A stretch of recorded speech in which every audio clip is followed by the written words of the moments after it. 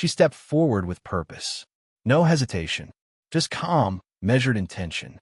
Her suitcase moved with her, silent at her side. A slight lift of the chin. The kind of grace that needs no announcement. "Just confirming my seat for 2A," she said, voice low and composed. The woman behind the counter didn't answer right away. She looked up, half a glance, then smiled like she'd been waiting for this moment. "That's quite the accent you have there." It wasn't friendly. It wasn't curious. It was sharp, mocking, dipped in something cold and familiar. Naomi held her gaze steady. No reaction. Just breath in, breath out. Fingers tapped across the keyboard. Another smile. Another shift. "Looks like there's been a change. You've been reassigned to economy. Seat 44E. The sentence landed with surgical precision. Naomi didn't blink.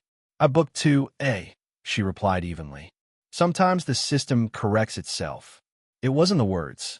It was the way they were said, like Naomi had made a mistake by believing she belonged in the seat she paid for. No apology. No courtesy. Just the click of keys and the quiet satisfaction of a woman who knew she wouldn't be challenged. Naomi stood still. Something tightened in her spine. Not outrage. Not confusion. Recognition. This wasn't an error. It was the system doing exactly what it was built to do. And that laugh. It wasn't careless. It was deliberate. Behind her, someone in line sighed. Another shifted with impatient weight. Eyes grazed her back. Some curious, others already annoyed. She didn't turn. The murmurs weren't loud, but they were deliberate. Controlled discomfort, aimed squarely at her. No one asked what happened. No one needed to. Their glances said it all. She was the delay, the disruption, the problem. The woman at the counter had already moved on. Cheerful voice, smiling face, greeting the next passenger like nothing had happened. But Naomi didn't step aside. She kept her position, calm, grounded. She spoke, softly but without hesitation. "Is there a supervisor I can speak to?" The agent's smile flickered, just enough to show the edge beneath it. A pause, then a click of the earpiece. A nod that meant nothing. A long wait that meant everything. Minutes passed. No one came. The line behind her kept moving. The glances grew colder. Still she stayed. Not demanding. Not pleading. Waiting. That's when he stepped forward, young, nervous, eyes darting to the woman at the counter, then back to Naomi.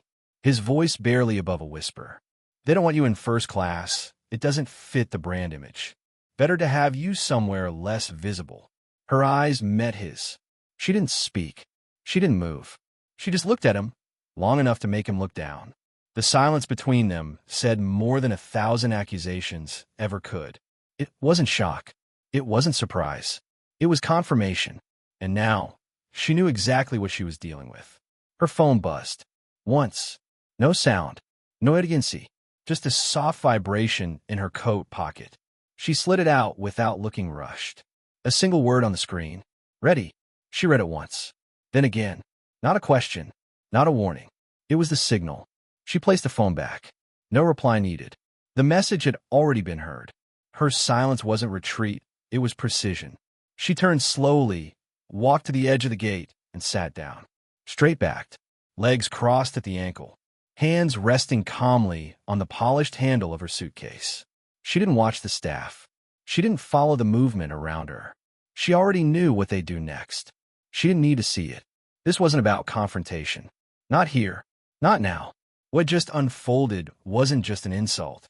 It was documentation. Every smirk, every whisper, every delayed glance and strained smile, proof. Her assistant knew what to do. The teams were in place. The coordination had already begun. They thought they'd silenced her. They had no idea they'd just activated her. A pair of footsteps slowed near her. The young flight attendant, Grace, barely met Naomi's eyes. Just a flicker, then down again. Her hands fidgeted at the edge of her blazer. A swallow. A step backward. Then forward again. Naomi said nothing. Grace opened her mouth, almost, then closed it. Her pace quickened as she passed, like distance could undo the shame in her throat. Behind the counter, Lucas had returned, shoulders slightly hunched. Voice low, he leaned toward Chloe, speaking quickly. Too low to hear, but Naomi didn't need the words. She read the tension in his jaw. the guilt in his eyes when he glanced her way, then immediately away. Chloe's smile didn't fade. It just froze. "Just let it go, Lucas," she murmured. "Not cruel. Just practiced." Lucas stepped back. Naomi watched him. No blum. No anger. Just quiet recognition. This was the performance. This was the system. And this was how it survived. On trembling silence, hesitant decency, and the safety of looking away. She didn't stand. She didn't raise her voice. She was still gathering, one breath at a time. Lucas lingered behind the counter, eyes tight, breath short. His voice, when it came, was quieter than before. Not defiant, just honest. She shouldn't have been moved. Chloe didn't turn. Her smile didn't shift. "Just let it go, Lucas. It's not worth it." That was it. No outrage. No confrontation. Just the soft sting of resignation, wrapped in the language of protocol. Lucas nodded, almost too quickly. He stepped back in a line, another piece reabsorbed by the machine. Naomi sat still. 1 minute passed, then another. Then she saw him, middle-aged, cargo pants, wrinkled shirt, boarding pass in hand. He approached the counter casually, laughing at something on his phone. Chloe greeted him with a brightness she hadn't used all morning. A few taps, a new seat, no questions, no error, no correction. He walked away smiling, now holding a business class upgrade. Naomi blinked once. No change in posture, no shift in breath. She just noted the sequence, logged the difference. This wasn't an accident. It was choreography, and she was documenting every step. Final boarding was called. The crowd thinned. Voices softened. The line disappeared. But Naomi didn't move. The agents behind the counter avoided looking in her direction. Their smiles remained brittle and rehearsed. Their shift was almost over. To them, so was she. Her name was never called again. No final courtesy. No check-in. Just absence. She stood slowly. Not rushed. Not delayed. She walked forward, past the passengers, past the empty chairs, up to the counter where Chloe now organized final paperwork. Chloe looked up, surprised. Smile ready. Naomi didn't give her time to use it. Her voice was soft. Steady. "I hope you're ready, because this story doesn't end at gate 24. She didn't wait for a response. She turned. Each step away from the gate was deliberate. Behind her, no one moved. No one understood what had just happened. But they would, because the tremor she left behind was already beginning to spread, and none of them were ready for it. Lucas stared at the counter, his hands motionless above the keyboard. He hadn't typed anything in minutes. The air felt heavier, the light harsher. He tried to reset his screen, try to focus, but her voice kept replaying. "I hope you're ready."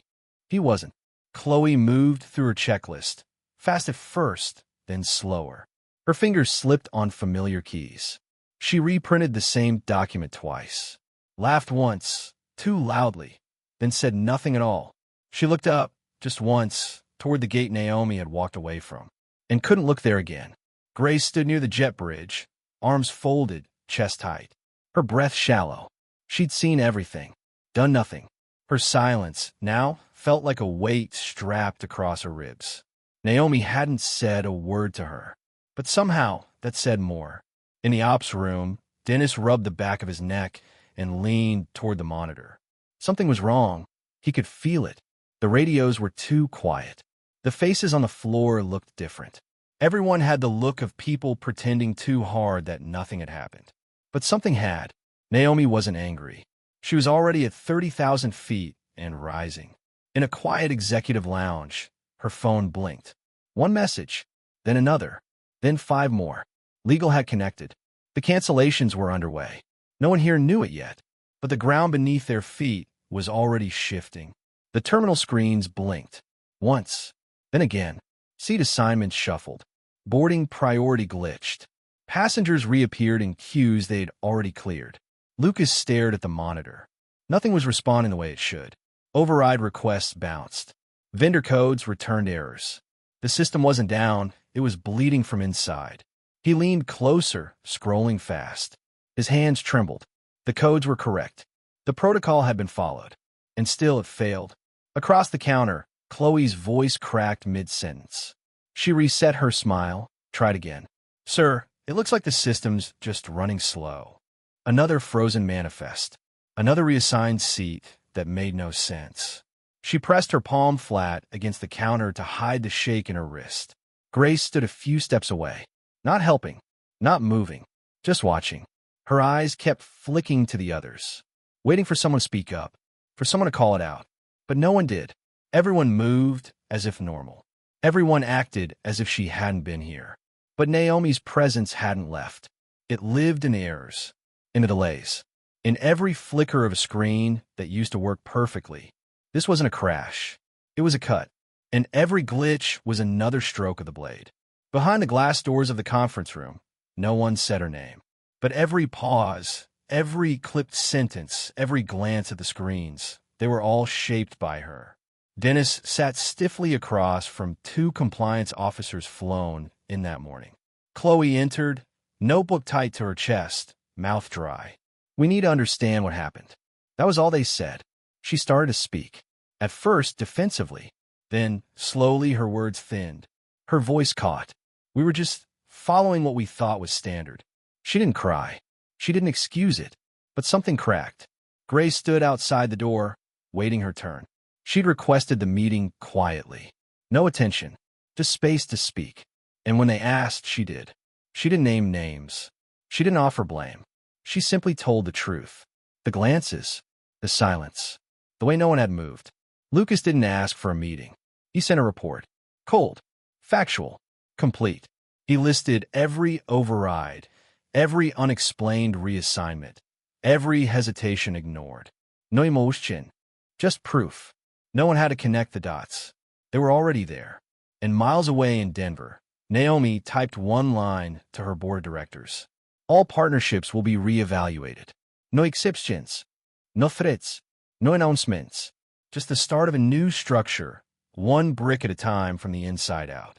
They gathered in a quiet room, far from terminals, far from uniforms. No press. No agenda. Just truth. Naomi didn't raise her voice. She didn't need to. She spoke of systems that protect silence, of policies that reward indifference, of a future that could not be built on fear. She didn't ask for agreement. She asked for courage. Around the table, heads nodded, some slowly, some with tears. The change had already begun. This meeting was just a signal to make it visible. Back at the airport, Chloe stared at her screen. Her fingers hovered for a long time before they moved. "I didn't speak because it was easier to stay silent. I'm sorry." She hit send, but Naomi never replied. She wasn't waiting for apologies. She was already rewriting the rules. The lines at the gate formed again. Announcements echoed overhead. Smiles returned to the counter. But beneath the hum of routine, the fracture remained. And so did the question Naomi had already answered, with action, not words. When you witness quiet injustice, do you stay silent? Or do you stand up? Let me know your answer in the comments.